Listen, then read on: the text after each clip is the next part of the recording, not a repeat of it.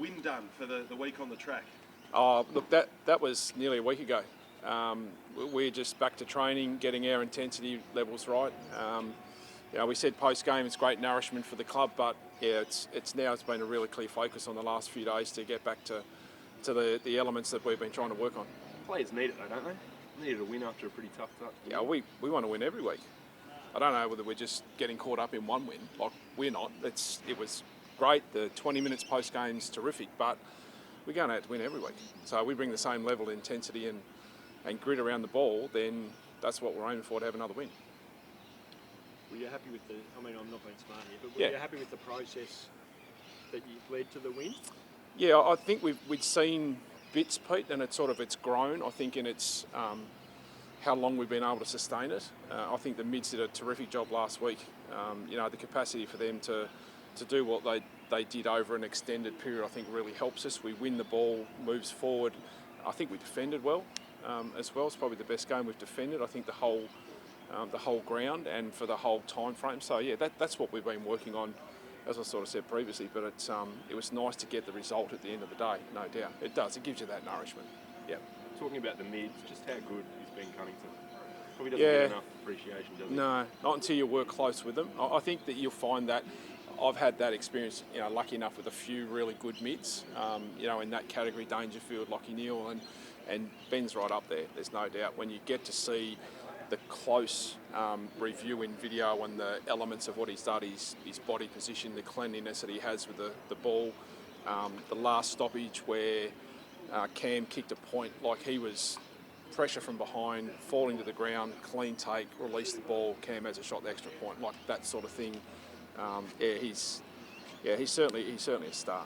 No You were doubt. pretty keen on a priority pick last week. Does a win change your thinking around that? Do you still feel like you need as much help once you get a win? I said last week, I was really clear last week, I said if you stopped it right then, so I don't think we'll know until we get into the back end of the year as to how fast we escalate in that sense. So, as I said, the mechanism's there. I don't disagree with what Kingy said either. I think we're owning what we're doing, how we're going about it.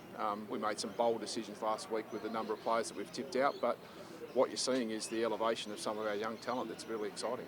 And Adelaide was in a similar situation last year, and they managed to turn around, I think, winning 3 in a row. Do you take inspiration from anything like that, or does that come to you? No, not really. We're looking internally at what we're doing. We're looking at the education process. Pete sort of mentioned before that. I think that's where you really focus on that process of continuing to measure yourself internally, look at what areas you're winning off the field in the elements that we're trying to teach, and then hopefully that correlates onto the ground.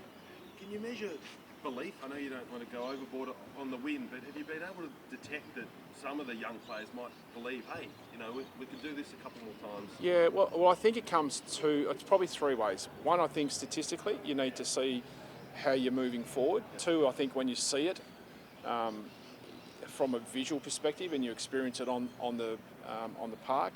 And then I think the fundamental where it comes back, to training. So I think if you'd been down here for probably the last 4 or 5 weeks, our training's been at a really high level. We've been really pleased as a bunch of coaches, I think, as to what the players have delivered. And then that's just correlated, into games. And the sustainability of that, I think, has been great particularly for our young guys. They've played some pretty key roles, in a lot of that. So, yeah, it's been good. You've added a few guys, but had an unchanged squad. How many players have you got available at the moment? 27, 26, 27, 28. Around there. How's that impacting on your ability to prepare and perform, I suppose? I don't think it's impacted us that much, to be honest, Peter. I think what we work with is the group that we've got.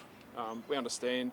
I think if you make it an issue, it becomes a bit more of an issue for us internally. There's a lot that have been collisions, so there's a big chunk of those that we don't have a lot of control over. What we've looked on is the opportunity that's created for Phillips, Powell, Lazaro, Marnie, Curtis Taylor, Taryn. It's allowed us to play those guys through there and experience through some, playing some really good teams, some key roles that we see them in the future. So that's probably been more our focus of what we can do rather than maybe what we can't. And Ben Mackay, how do you rank his year and where he ranks among the defenders? Yeah, probably hard to know where he'll rank until we get to the end of the year. I probably haven't watched whilst I'll watch the upcoming opposition and a little bit around, I probably don't watch every game, sort of, specifically around that. But he's travelling really well. It's probably, I think externally there was a little bit of a concern when Robbie wasn't, going to be available, but he stepped into the breach really well. He's got a really clear focus when he gets a task and gets a player to play on. He's still got elements of his game that we want him to contribute a bit more in just not taking that sole forward.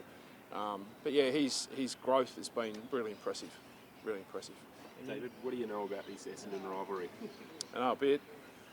Yeah, I've sort of sat back, I think, and understood rivalries. I mean, when I was at Adelaide, I understood that one, and Brisbane. So yeah, I've got a clear understanding of the history. It runs really deep. It means a lot to our fans and our members, and it means a lot to us. What do you find when, you probably haven't been caught in it too much, but Essendon sort of tries to play it down and says it's not a rivalry. Does that sort of fire you off a bit? Well, I guess that's Essendon's choice. We know where we sit with it, and we have a respect for that rivalry, and that'll be how we'll approach it. What does that mean in practical terms as a coach? Well, you just have to wait and see on game day.